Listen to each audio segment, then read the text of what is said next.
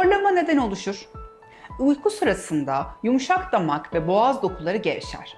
Bu dokular titreşir. Nefes geçişi daralır ve horlama sesi ortaya çıkar. Horlama çoğu zaman yumuşak dokuların sarkması ve gevşemesiyle doğrudan ilişkilidir. Horlamak yaygındır ama tabii ki normal değildir. Çoğu zaman daralmış hava yolu, çene yapısı ve ağızdan nefes alma birbiriyle doğrudan ilişkilidir. İyi haber şu ki horlamak kader değildir.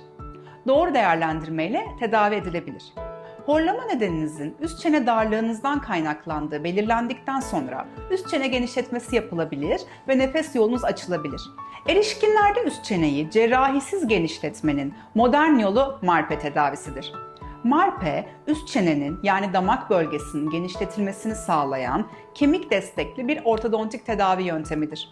Klasik üst çene genişletme tedavileri büyüme çağında etkiliyken, MARPE büyümesini tamamlamış genç ve yetişkin bireylerde üst çeneyi cerrahiye gerek kalmadan genişletmeyi mümkün kılar. NightLace uygulaması ile de horlama azaltılabilir. NightLace uygulaması ile yumuşak damak ve boğaz dokularına kontrollü lazer enerjisi gönderilir.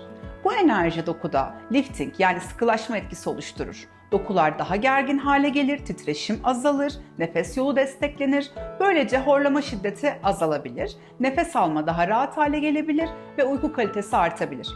NightLace özellikle hafif ve orta düzey horlaması olan, cerrahi istemeyen, CPAP cihazı kullanmak istemeyen veya buna uyum sağlayamayan kişiler için harika bir tedavi yöntemidir.